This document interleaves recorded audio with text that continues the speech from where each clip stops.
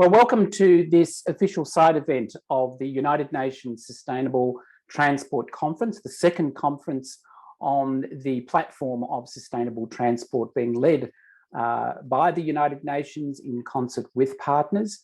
Hello, my name is Andrew Peterson. I'm the CEO of the Business Council for Sustainable Development Australia.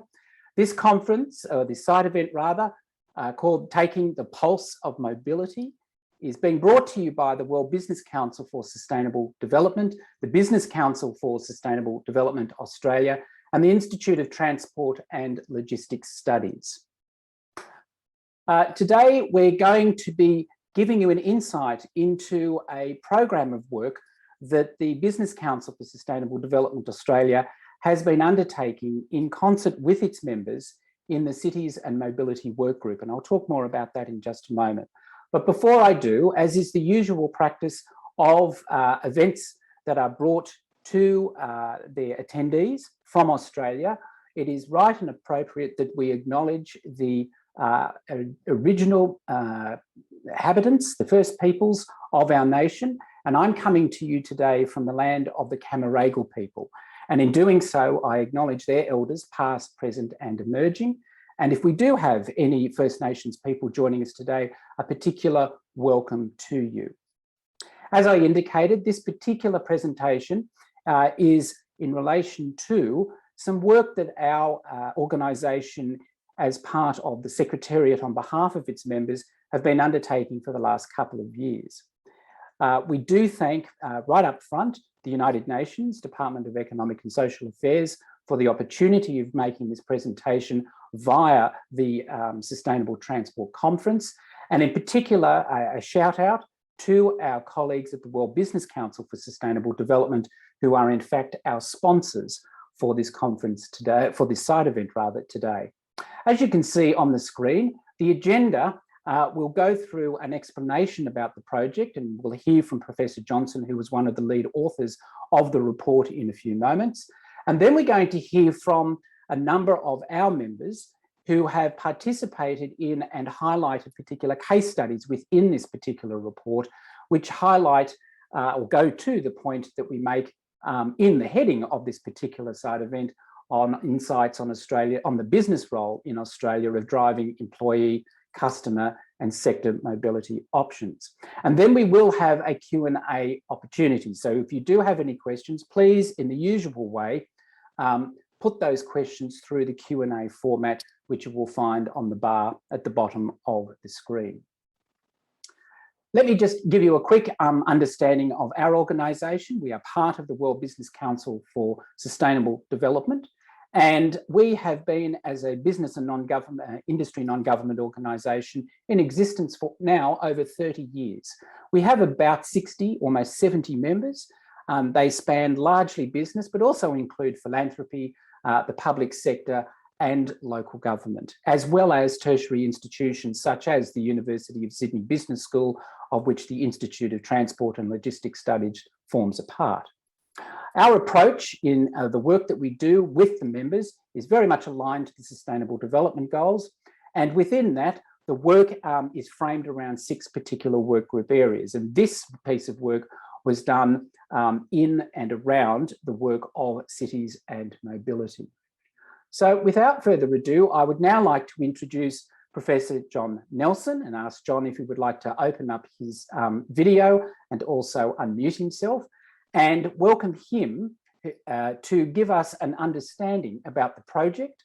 John is the Chair in Public Transport at the University of Sydney Business School and heads the work of the Institute of Transport and Logistics Studies. So without further ado, John, welcome, and I will now hand over to you. Thank you very much, Andrew. Could I have the next slide, please? I thought I would just begin by taking the opportunity to give a few words about our institute, ITLS, which is it's actually headed by our founding director, Professor David Hensher. We are established since 1991, so a very long established group with a focus on bringing together promoting the latest thinking on the linked areas of transport, infrastructure, logistics, and supply chain management. And we bring a strongly interdisciplinary approach to the work that we do. And we have a very important program of engagement with industry, and it's a great pleasure to have been able to support the Business Council in this particular research project. Could I have the next slide, please? So my brief was just to set the scene, to say a little bit about the Mobility Pulse Insights report, the rationale behind the work, and why we think this is an important topic. And then, as you've heard already, we'll go on to hear in more detail from some of the industry colleagues who contributed case studies to the report. Our overall objective was to investigate the ways in which businesses do play an essential role in influencing both employee and stakeholder travel choices. And as you've already heard from Andrew, this project was part of a collaboration with the Business Council, and one of our master's students, Eugene Tarantula, completed an internship with the Business Council as part of this project. The report as a whole describes how mobility management strategies, when carefully crafted, can be used to derive environmental, social, and economic benefits for business. And whilst we were working, as you'll see in a moment, primarily in a pre-COVID and moving in to COVID phase, some of the insights that we derived, I think, are quite important in shaping the forward agenda, because the scope of the work was very much about identifying opportunities for business at the interface of influences on sustainable mobility. And so we were able to identify benefits and opportunities, for example, to improve employee health and well-being, particularly for example, through the promotion of active travel initiatives, to bring about measures for generating economic savings, not just for businesses themselves, but the wider economy as a whole, and to challenge businesses to think a little more about how they interface with the climate challenge. Next slide, please. So this was, as you've heard already, an Australian focus study, and indeed much of our interaction was within the context of New South Wales, but certainly relevant to Australia and beyond. Our methodology embraced several strands. We had a survey of members of the Business Council for Sustainable Development Australia, followed up by a number of interviews, and finally an interactive workshop. And as I mentioned a moment ago, the timing of this study is quite interesting, because the bulk of the work was done in terms of data collection in the period of April and May last year, at the point at which stay-at-home orders had just been implemented. We interacted with some 25 organisations, and together they have a reach of around 150,000 employees. An important part of this work was to assemble case studies of good practice, and so we put some thought into just what those strands of good practice in the context of sustainable mobility management might be, and in no particular order: remote and flexible work, which I'll have a comment or two to make on before I conclude; organisational approaches to mobility management, the extent to which it's a topic that may or may not have been featuring on the institutional agenda; green travel plans, and whether or not they feature within for example, the induction program of businesses, and a number of the measures that we already have quite a lot of experience around, such as carpooling, active transport I've mentioned already, fleet management, particularly relevant in the context of mobility and demand for mobility within the course of the working days, moving in to embrace the electrification and e-mobility agenda. We'll hear from one of the relevant case studies there shortly, as we will the carpooling, and asset reconfiguration and sustainable logistics. Next slide. And so just in terms of highlighting a few of the findings, I think the headline finding would be that there are considerable opportunity. What we were able to confirm was that actually the engagement levels with many of the sustainable mobility tools was indeed rather lower than one might wish. As I mentioned, we were doing this piece of work at the outbreak of COVID, and just looking at this chart, whilst many of our respondents told us that they had policies in place for remote working, we know, of course, that having a policy is one thing, having it actually widely implemented is another. And so most of the organizations that we dealt with actually had little experience with enacting their remote working policies. That's something that has changed quite considerably over the last 18 months. And most of the other typical measures that you would be looking for around the use of carpooling apps, having organized car sharing, first, last mile shuttles, and so on, there was relatively little uptake at the time of the time of the survey. So this really enabled us to help to contribute towards a call for action for a greater focus on some of these sustainable mobility outcomes, particularly since there is considerable prior practice and expertise available to draw on. We hope that, particularly in the time since this work was implemented, and I think we maybe be talking a little bit later on about the things that have happened since or over the last 18 months, that the agenda has shifted towards a greater focus on sustainable mobility, and certainly work that ITLS is involved in the context of working from home shows that this is a policy lever that is now front and center, and that indeed we should see working from home as one of the several travel demand management measures that are available. But in order for that to be consolidated, the role of the employer is particularly important. The other thing, we know that there are changing attitudes towards shared transport solutions. Public transport across the globe has taken a considerable hit in terms of patronage as a result of the pandemic, and there's still a lot of work to be done in order to help rebuild confidence that public transport is safe to use. So we hope that as a result of doing this work and promoting the findings, that we might be able to advance the sustainable mobility agenda in the context of businesses. And at that point, I think I hand back to you, Andrew. John, thank you very much.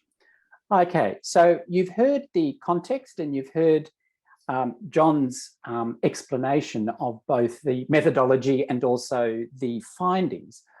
But what helped us understand what was going on in and across business at the time in which the work was being done, this is clearly work prior to pandemic, and what were the drivers and the signals that were being given to business and internally and strategically for business to develop sustainable mobility models.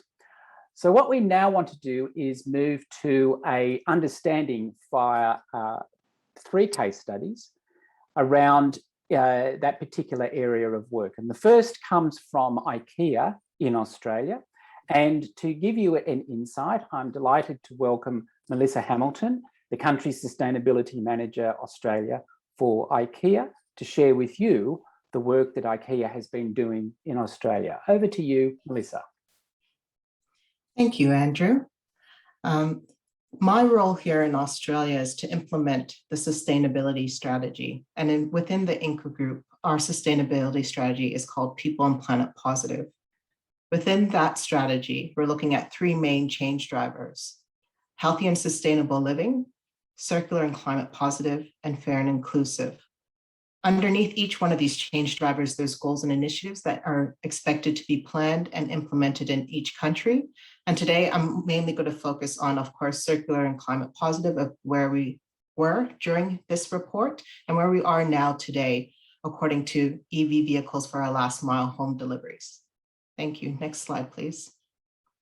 So our ambition is by 2025, our aim is for 100% of transport for customer deliveries and services to use electric vehicles or other zero emissions. By 2025, all our owned, leased, and shared vehicles in our fleet to be EV or other zero emission options. Here in Australia, actually, within this model, we do not own our own fleet. We actually work through a third-party service provider across different states. And the last one is by 2030, aim to reduce relative emissions by 50% from coworker and customer travel to our physical touch points. Next slide, please. So where are we today? Actually, going back when we started on this journey back in 2019, IKEA became the first home furnishing retailer in Australia to implement EV vehicles for home deliveries and assembly services. Back then in 2000, when this report came out, ANC, Australian National Carriers, were our first service providers to actually have electric vehicles. Since then, you can see in the picture, our other partners such as King's Transport located in Victoria and All Purpose Transport located in Queensland has also come on board with their own fleet, as well as our home furnishing assembly partners Install2U.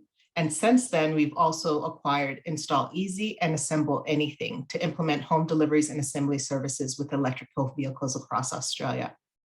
Currently, there are 11 EV vehicles for last mile home delivery across all states that we operate in today. And we have the ambition to hit a milestone of 25% rollout this fiscal year. That's around an additional 150,000 deliveries in partnership with our delivery partners by the end of fiscal year 22. Today, we sit around the 8 to 9% mark. For our assembly partner Install2U, we currently have 2 vehicles, one servicing Metro Melbourne and the other one in Metro Brisbane. We'll soon launch another 2 in Sydney with Install Easy. These are all positive milestones, but really only the starting point on our long journey ahead. Next slide, please. What I would like to say is that since the report, we've seen a lot of movement in particularly one area of these challenges that you see on the screen. Infrastructure has moved a lot that we've seen over the last year, according to mainly being driven by state government. But I would like to mainly take the time right now to focus on the other 2 challenges that we really should be addressing, which is cost, range, and performance of vehicles, and the availability and competition on the market. When it comes to cost, range, and performance, most of our delivery partners have started their journey to electrify their fleets, as I mentioned already. However, the underdeveloped market and prohibitive regulatory conditions in Australia means that we cannot scale or increase the pace fast enough to get more commercial vehicles on the road until we have a firm policy, investment, and a timeline for the transition at a national level. There are simply not enough trucks available right now today for take-up, and cost remains prohibitively high, while performance remains far from expectations. Today, there are only a few providers of commercial electric vehicles in the Australian market, which cost approximately 2 to 3 times more than the equivalent diesel combustion vehicle. Additionally, available vehicles cannot perform at the required levels to meet regular business needs. This includes how we, or particularly for our customers, expect us to offer our delivery services. We want to offer convenient and affordable services to our customers and therefore need equipment to support that ambition. Battery technology is also limited with the current commercial options, and combined with a lack of charging infrastructure means distance to constrained metropolitan areas and reduced operating capacity and drive range. On-road and technical support is still not there available in the marketplace. This includes warranty and servicing structures available for the few available EVs purchased today, but also support networks for breakdowns and or battery issues, as we've already experienced with our service providers, while en route and in operation. We expect this as a prerequisite to operate effectively. Then if we start looking at availability and competition, currently the lack of EV competition offers no incentive for businesses, large or small, to invest in zero emission vehicles and create wide-scale take-up of EV. All levels of government have the potential to aggregate their commercial fees, for example, to encourage competition in the Australian market.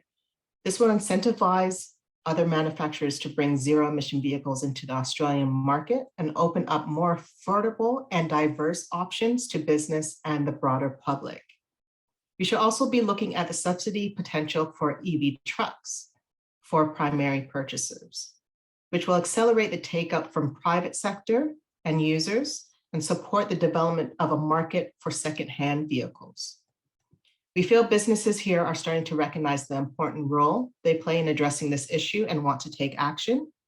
IKEA nor any other business with zero emission targets here in Australia will be able to achieve these goals within the current policy environment. So to end, I hope this helps frame just some of the key challenges that we have experienced and continue to experience, but also the huge opportunity that sits right in front of us. Thank you, and I'll pass back to Andrew. Thank you, Melissa, and thank you for that very interesting case study of work that perhaps most of the rest of the world hasn't appreciated has been undertaken in Australia in very important area of supply chain. And I can speak as a customer of IKEA that is very welcome to receive an electric vehicle to your door with your package at the appropriate time. You just have to wrestle it from your 16-year-old daughter, but that's another challenge that is not IKEA's problem. Let us now move to the issue of carpooling and car sharing. And to do that, I welcome Ian McDougall, who is the head of growth at Lift and Go or Liftango. Well, that is a question that we need to have answered even before we move forward. So without further ado, looking forward to hearing about the case study of this very unique and Indigenous company from Australia. Over to you, Ian. Well, thank you, Andrew, and well, thanks to everyone also for taking the time to come to the session today. It really is a pleasure to speak on this panel. I think it's well recognised that everyone here has a really strong commitment to leading by example when it comes to sustainability. So it's great to be here. So just quickly by way of background, Liftango. There you go, Andrew. Liftango is an Australian born and bred startup company. We are a transport technology provider, and we work with a range of organisations, large businesses, universities, public transport authorities, government institutions, quite a range of people. Essentially, anyone who has to move large bodies of people, we help them to do that in an efficient and sustainable manner, essentially. So our aim or our ethos as a business is to unlock all the good that comes from shared transport. We know that transport can be the key to a lot of positives in terms of how you interact with society, the opportunities that you can get. So for us, it's about environmental and social good that we can help to create. And that's really what drives the products that we develop and also the organisations that we choose to do business with. So in regards to the Mobility Pulse survey and the general trends in commuting, it's been a very interesting couple of years. We know, at the moment, obviously the patterns of work have changed, and they are changing. And I guess we've been in a lucky enough position to be speaking to a range of businesses about, how they do things and what those changes in workplace behaviour and people movement have meant in Australia, but also in North America and in Europe through partners such as IKEA and others. So what, in terms of how we help other businesses and what we've really come to understand is that when you're trying to implement some kind of mobility program, there's really two distinct stakeholders that need to be considered. One is obviously the organisation itself, and that organisation will often have a set of goals and desires, which may be based on various elements of sustainability, such as reducing Scope 3 emissions. But the other set of stakeholders who is probably key to any type of mobility program is the employees or the commuters themselves. And partly because these employees may or may not share those organisations' ideals. Some of them will, but they generally have a much more immediate focus when it comes to making commuter choices. So with all of that background, that feeds into the way that we develop our solutions and also help implement them. So what the Mobility Pulse survey has really highlighted, along with other work we've done previously, is that in order for a successful behaviour change program, which is what this really is, a carpooling program or on-demand program, it's about changing those embedded behaviours of commuters for the better. And in order for that type of program to be successful, all of the stakeholders need to work together in some fashion. So I'll start just with the organisation approach first, and then dig a bit deeper into how we've gone about implementing a successful commuter travel carpooling program with a large business in Australia. So you can see from the diagram on the screen with all the nice screenshots and so on, that we provide a technology system or a suite that's capable of handling a range of mobility options, whether that's fixed shuttle buses, picking people up from a train station and taking them to a corporate campus, a demand responsive or on-demand type of service, climate positive carpooling. And I think why this is important that we've tried to build a system that does a lot of things is that it can offer an organisation essentially a one-stop shop type of approach, where an employee can have options, choose what is the most appropriate transport that suits me on that day at that time as part of a managed program.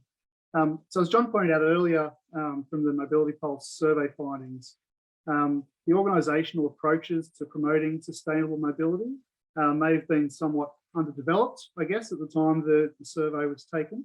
One of the reasons that we see this in talking to our colleagues and people, it's just the complexity of actually managing it, because there's a lot to consider, there's a lot to work through.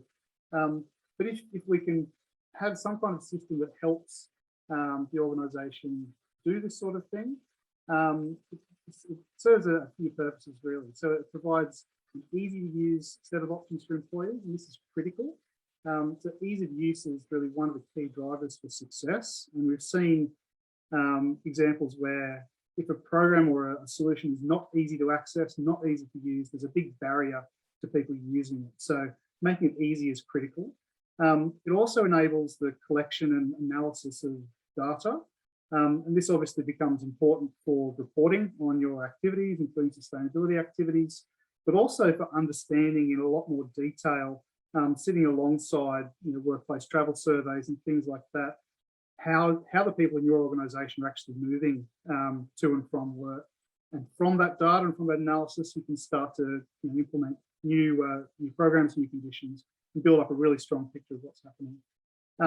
But also, what's also interesting is by integrating with other systems such as a commuter benefits platform or a parking management platform, really an organisation can have the end-to-end process of someone getting to and from work mapped out quite visually and easy to understand. And we've found that approach really helps people, organisations get on board with trying to implement things and being a bit more successful at it.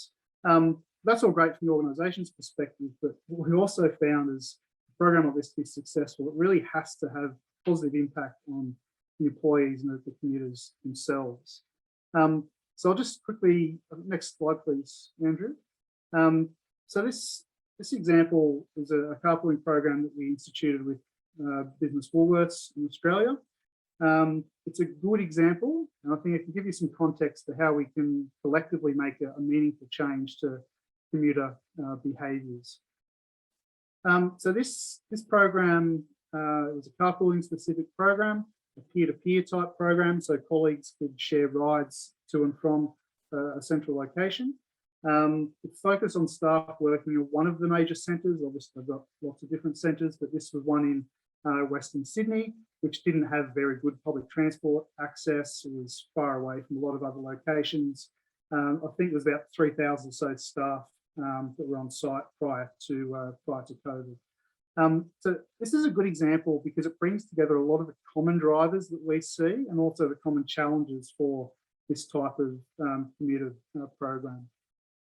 So one of the major drivers for Woolworths in investigating this and eventually implementing it was really to just reduce the amount of greenhouse gas emissions produced by their employees while commuting. So they identified that there was a very high reliance on, or very high use of single occupancy vehicles amongst their employees. And this is actually indicative of many Australian businesses. For those of you who aren't familiar with the Australian way of doing things, we are a very car reliant culture, big open spaces, lots of distance between. And I guess this example is also indicative of lots of other similar geographies which have similar problems. Really, I think when it comes to the employees, the major challenge we face when implementing a carpooling program or another type of program like this is a question of convenience. So the most convenient option for an employee is usually just to get in their car, to park out in front of their house. They can travel exactly where they want to go to, when they want to get there. Hopefully for them, it's a quick drive, not too much congestion. And then in the ideal world, they find a free car park right outside the office or work location. So this is what we're competing against. It really, why would you do anything different from the employee's perspective? And alongside that, there's often resistance to sharing a vehicle with someone else for a range of reasons. I won't go into all of those. But what we did with Woolworths was to look at all the different pain points, all the reasons why people would not want to carpool, and then design and implement a program to make it easy to use this system and also to try and overcome all of those barriers that we identified. So the approach that we took is outlined here. Firstly, we created an exclusive carpool app with the Team Ride branding. This was a Woolworths branding exercise. And the effect of this was to create a kind of club atmosphere amongst the employees.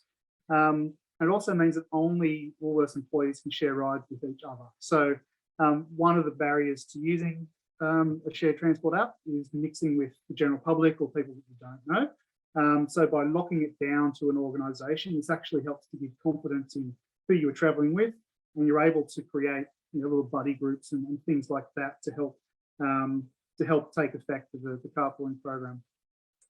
So then we worked with Woolworths to effect the redesign of their car parking.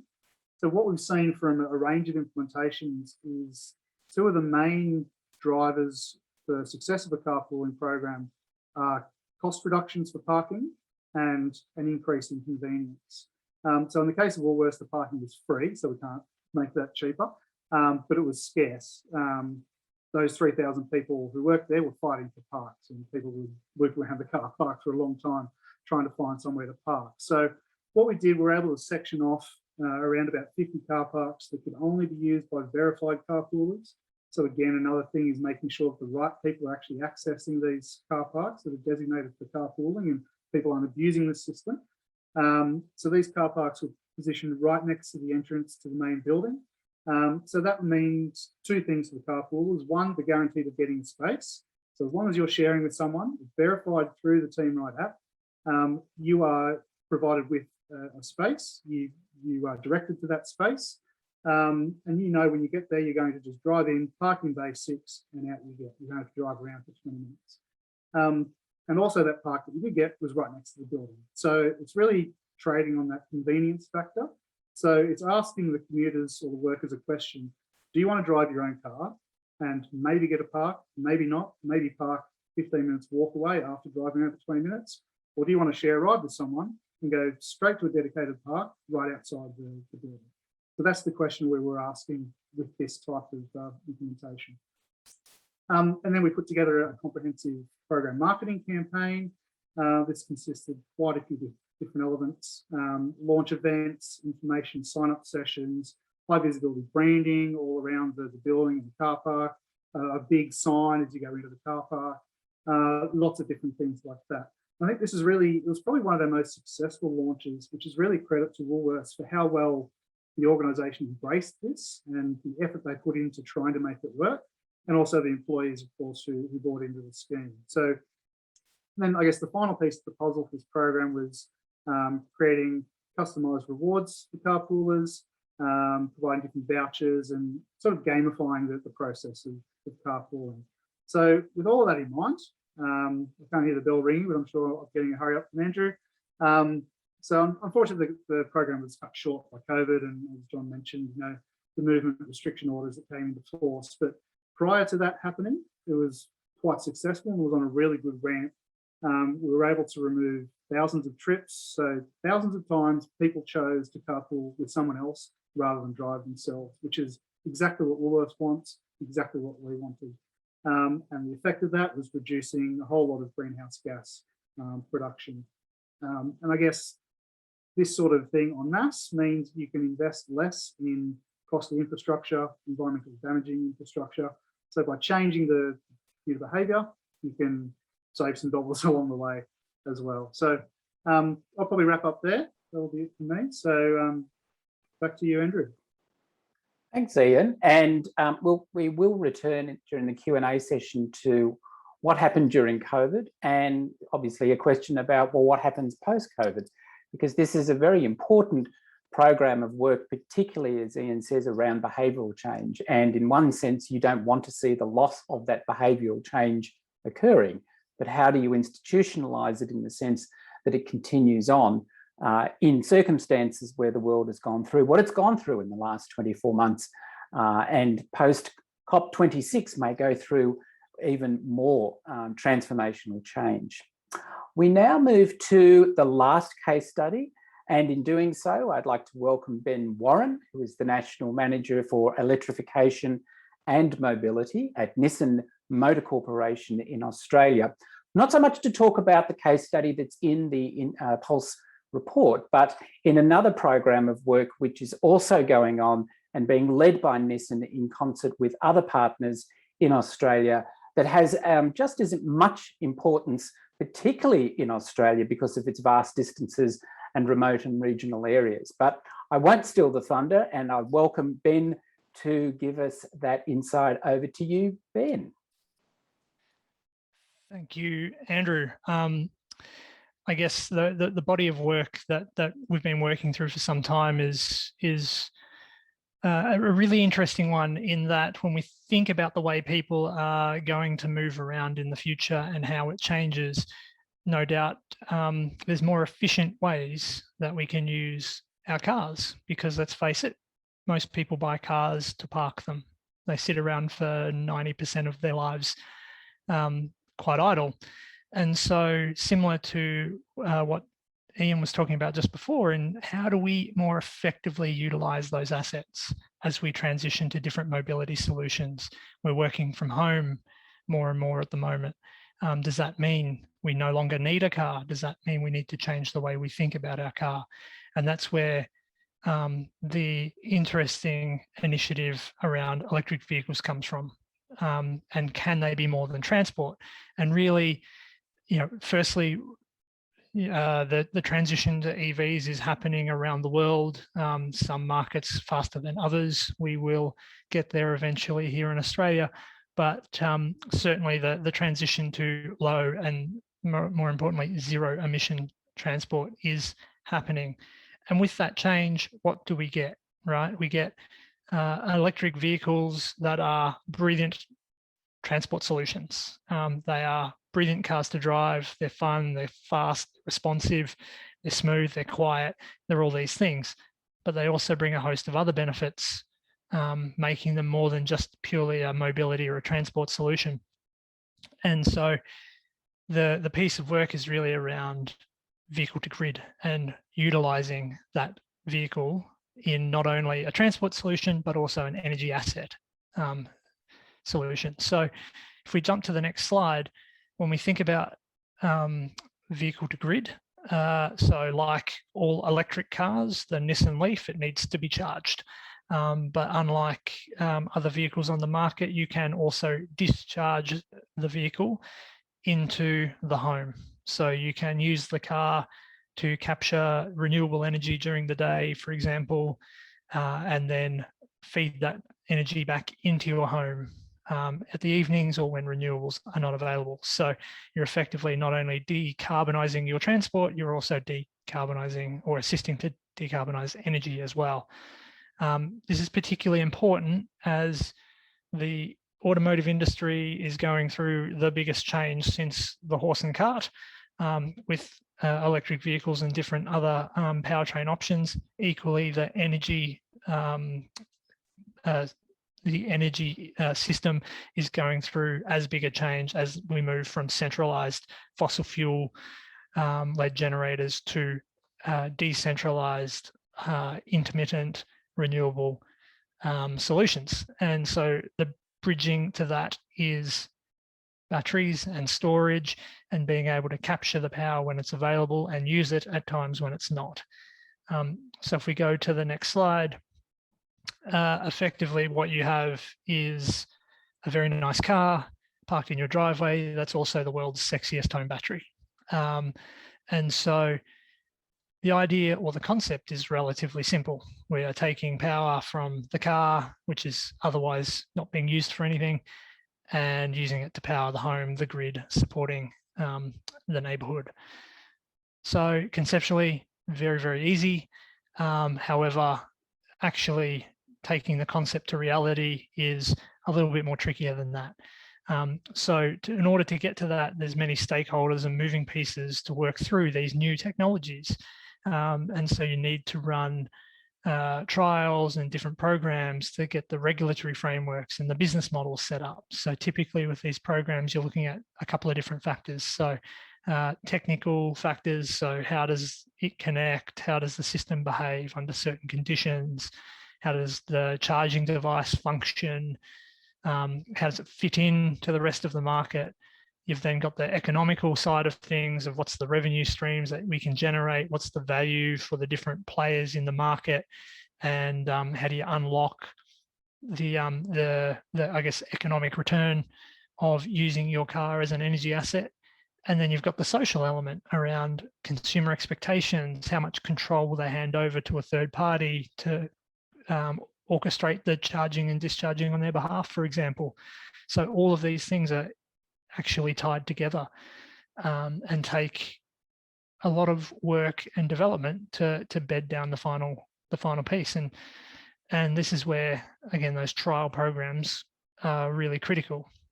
So the work that we're working on here is actually showcasing and launching these programs in concert with other partners to bring these trials to life. So if we go to the next slide, one example of that is Australia's first vehicle to grid program, which is the REVS project, stands for Realising Electric Vehicle to Grid Services. And this is a project in the ACT using 51 Nissan Leaf in the ACT government fleet to provide vehicle to grid support, providing services to support the stability of the grid. So if we have an outage for whatever reason, the vehicles collectively in their respective car parks can respond and provide support to the grid during those temporary times where the supply and demand balance comes out of whack. So to bring this to life, we need a host of players at the table, because it's not just automotive, it's not just a car thing, this is an energy thing, this is a regulatory thing, this involves everybody. So we have players from the energy and the transport systems. We have Akshu AGL as the energy retailer in Canberra. We have Evo Energy as the poles and wires network operators. We've got the ACT government as the owner or the drivers of the vehicles, and SG Fleet as the managers of those vehicles. Obviously ourselves providing the cars, Jet Charge providing the charging infrastructure and the integration work to make the whole system function. And then the Australian National University as the team collating all of the knowledge sharing and best practice across the globe, but also how the project is tracking and where it fits into the wider energy ecosystem. And we can't do this alone. This project was supported from ARENA, the Australian Renewable Energy Agency, as part of their Advancing Renewables program. And we're very thankful for the partnerships across the total ecosystem to be able to actually prove and showcase this type of technology. We're not 100% there yet, but our work is happening to bring this to life here in Australia for the first time. So on that point, I guess if I move to the next slide, just to conclude, what does this all mean? Why does this matter? Well, again, we come back to the original point that as we move to a new world, how we move about, how we utilize transport and mobility solutions, we need to be thinking about the most effective way we use the assets and the resources that we have. As I said off the bat, we have an electric vehicle that is unbelievably brilliant to drive, but we also have a battery in that we can use for other things. We have renewable energy changing the way the grid works. We have all of a sudden this coming together of two industries under massive disruption, where they each can solve one another's challenges. And as we move to a world where we work from home, for example, all of a sudden that car that sits in our driveway a little bit more than it once did can be doing something the entire time. So you're actually getting value out of what is traditionally a very low utilization asset. So we're pretty excited at the prospect of this. There's a lot of work to come in this space to bring it to life, but the opportunity is real, and we're excited to keep following this path. And with that, I'll hand back to Andrew. Thank you, Ben. All right, let's now welcome everyone else back to the Q&A, and in doing so, I will open up the screen so we're all visible. And the question in my mind, and I think we all talked about this quite recently, was, and John highlighted the fact that this work was done just at the cusp of the beginning of not so much the pandemic, but certainly the lockdown. And so a lot of masks and needles, for that matter, have passed under the bridge in a pejorative sense between now and then. And I'm interested to hear, particularly from John and Ian, and there's in fact a question to Ian in relation to the challenges that the pandemic provides, not just to, the pandemic provides to ride sharing, but what comes next, particularly post-pandemic and perhaps the different world we live in. But I might start with John, and any probably qualitative observations that you'd make around the change in landscape of mobility solutions that have or have not manifested themselves since the report came out. And then we'll move to Ian.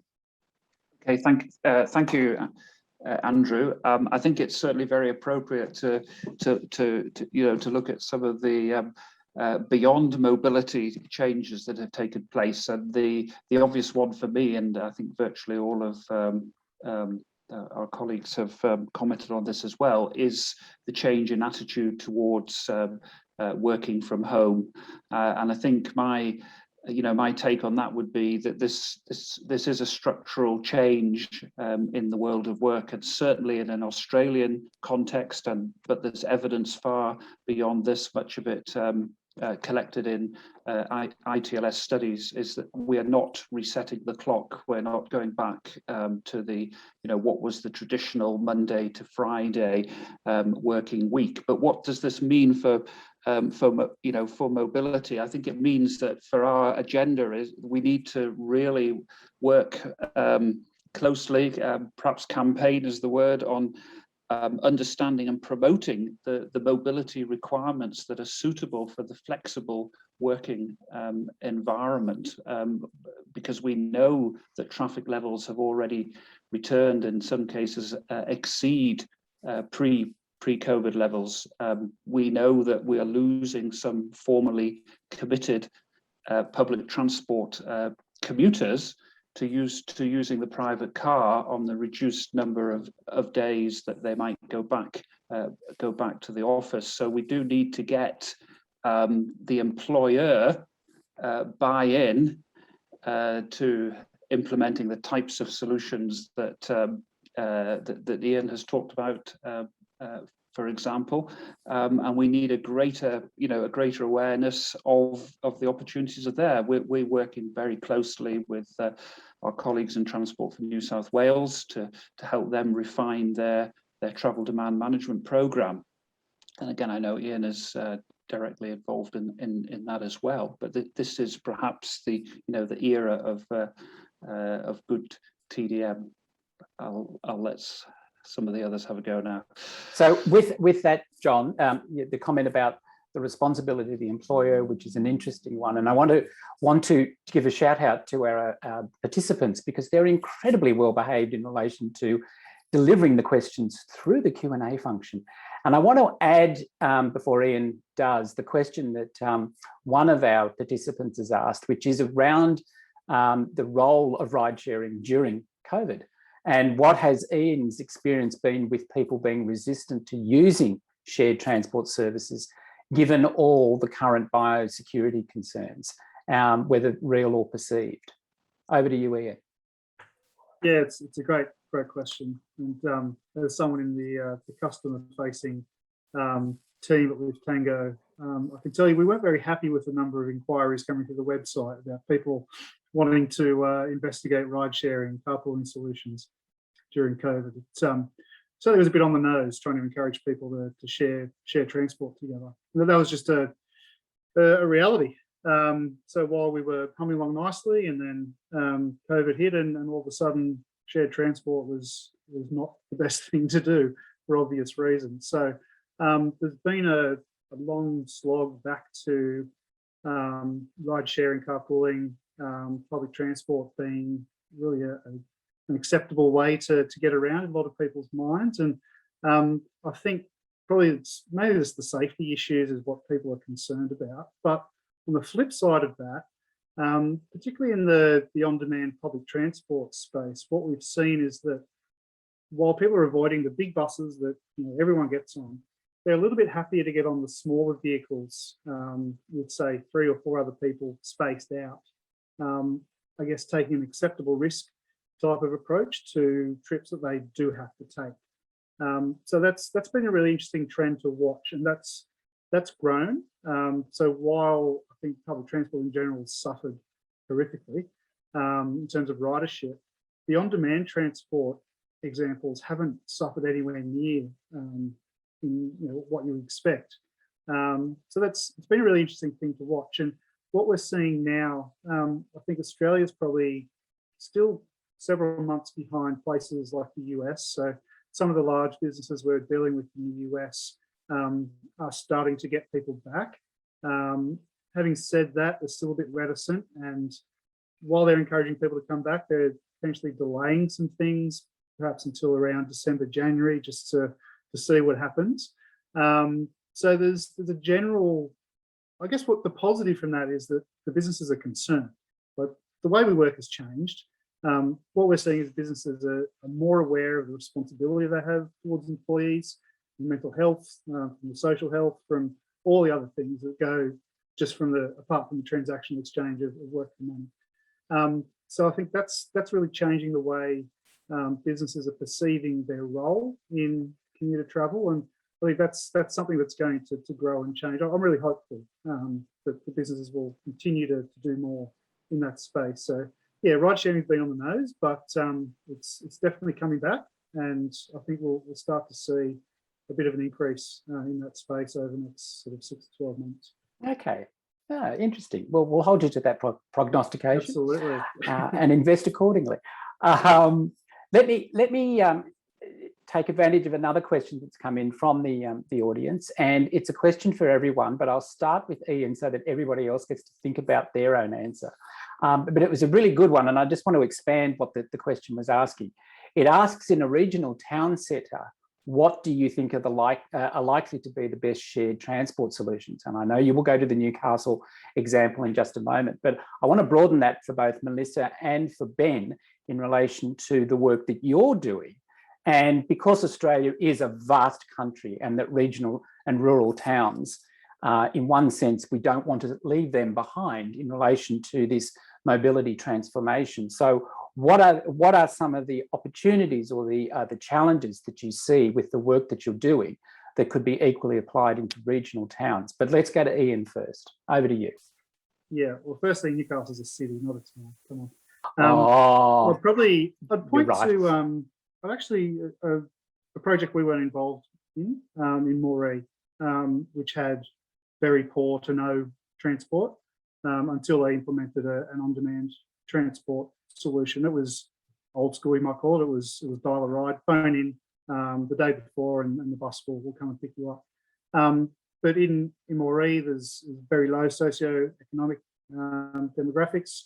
Very low car ownership. They're crying out for a transport solution. It was just terrible equity, basically, terrible transport equity. But certainly there's no way you'd put fixed route buses in there. So in that kind of setting where on-demand transport is able to relatively affordably provide a massive increase in transport equity, I think that's the kind of area that we should be focusing on, not just the downtown Uber as a bus type of approach, but really addressing those transport inequalities that exist, particularly in the region. So I think that's where I like to focus my work. I think it's a good place to really make a big impact on a big scale. Okay, that's good. So let's move to Melissa. How do we take EV trucks to the regions? Thanks, Andrew. Actually, we're looking at more accessibility, so how we can actually get closer to our customers instead of trying to encourage our customers to come to us.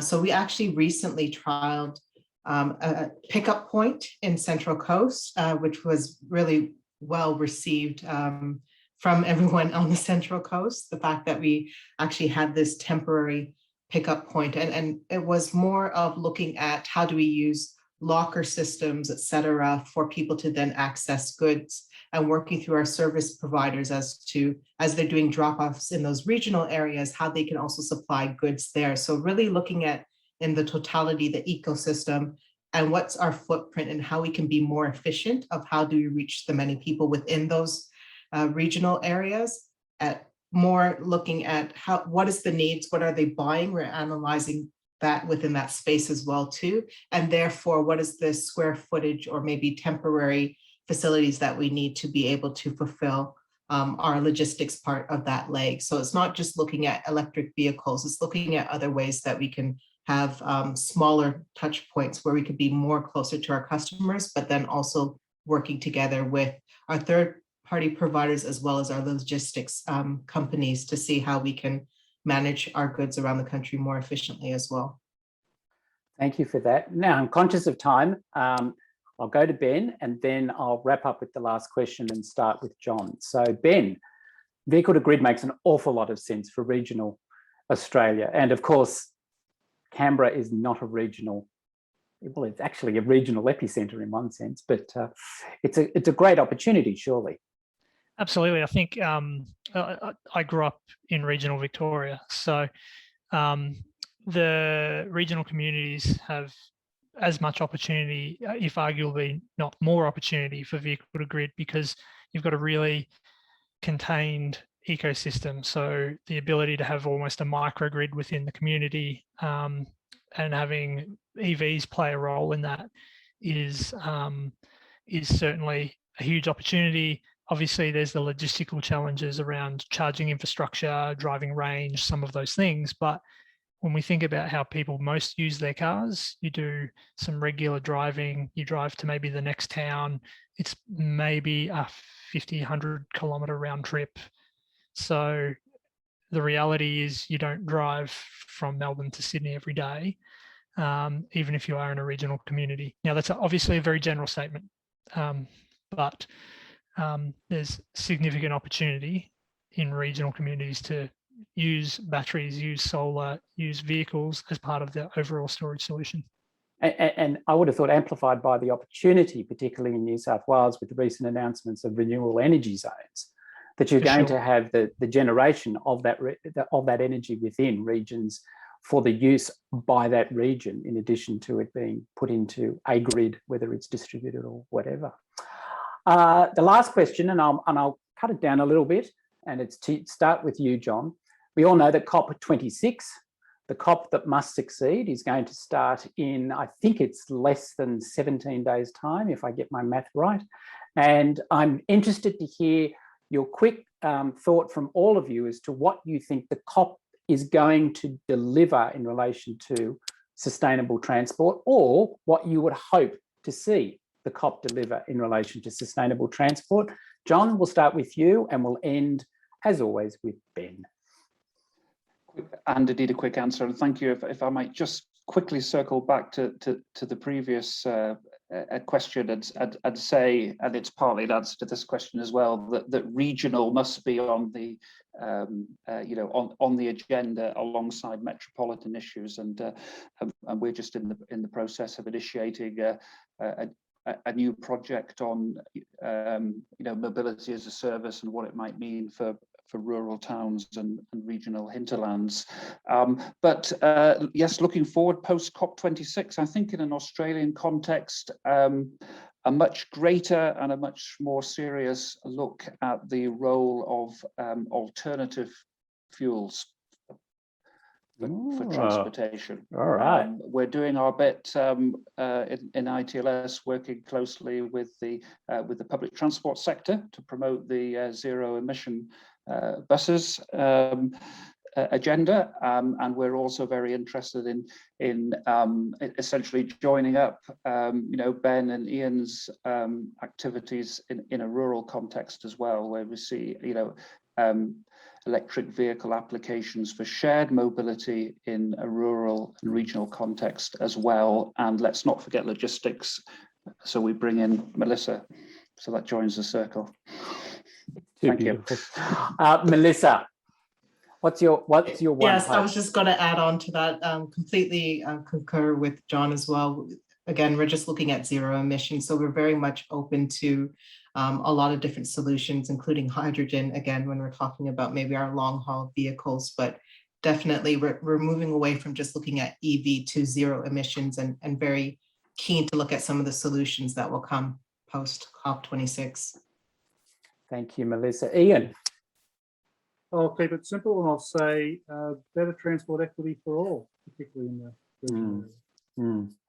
Well, transport for a start would be handy, yeah. Transport would help. Ben, last word. Yeah, I think having the long-term direction locked in with the right interim goals gives everyone the benchmarks on what they need to work through. The automotive business has really long product planning and lead times. So the decision we take today actually impacts us in best case, maybe 6 years' time, maybe 12 years' time. So we've got to take decisions today on what we want the future to look like, so everybody is ready when we get there. Oh, well done. Thank you. Great way to end. So conscious that we've gone a little bit over time, but I thought it was incredibly valuable to do so. Let me, on behalf of BCSD Australia, thank so much John, Ian, Melissa and Ben and their organisations for not just participating today, but participating in the work program in Cities and Mobility, and particularly in the work that generated this report.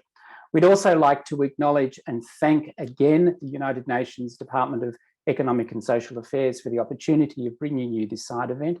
And of course, our sponsor, which is the World Business Council for Sustainable Development, as always, with great support and camaraderie that we have in the work that is led out of the WBCSD. That's it for us for now. This has been recorded, however, and the side event will be available on the BCSD Australia website in the not too distant future, and will be circulated through our website and on our LinkedIn page. But for now, thank you so much for joining us, audience. We do value your contribution. We wish you a safe and happy onward journey in your life, particularly as we look towards the success of COP26. But for now, I'm Andrew Peterson. Thank you so much for joining, and good afternoon to you all.